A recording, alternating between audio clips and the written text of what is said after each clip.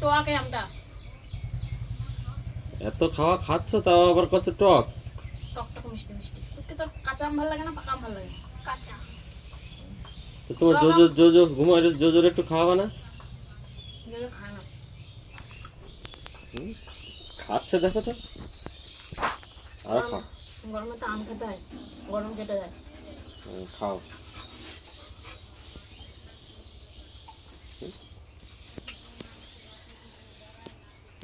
আর খেতে পারছে না। আমার আম খেলে না ঘুম পায়।